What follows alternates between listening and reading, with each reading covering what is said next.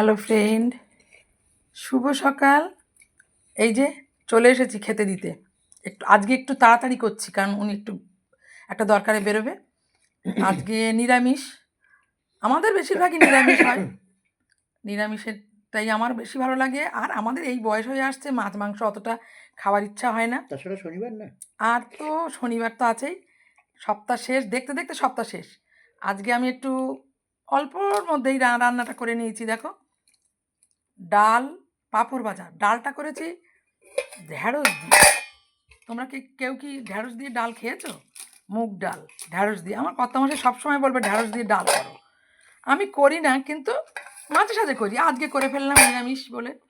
আর সঙ্গে তো পাঁপড়, পাঁপড় ভাজা আছে। ওই রান্নাঘরে এখনও আছে, আমি ওনাকে দিয়েছি এই যে পাঁপড় ভাজা। আর তার সাথে আছে দেখো সজনের ডাঁটা আলু দিয়ে পোস্ত। এটা তো সবারই প্রিয়, সেটা বুঝতে পারি। আমারও খুব প্রিয়। ঝিঙে আলু পোস্ত আর ডাঁটা আলু পোস্ত খুবই প্রিয়। এই হচ্ছে আমাদের আজকের মেনু। একটু চাটনি। হ্যাঁ, পাঁপড় তো আছে, চাটনিও আছে। আমাদের রেগুলার চাটনি তো থাকবেই, হয় আচার নয় চাটনি। আর ভাত তো করে নিচ্ছে, দই। এই যে লাস্ট পাতে এইগুলো থাকবে তাহলে।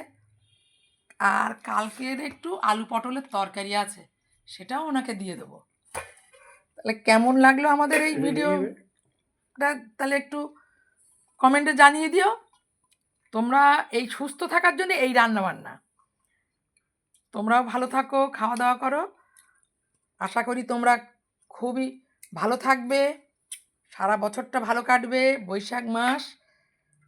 বাই।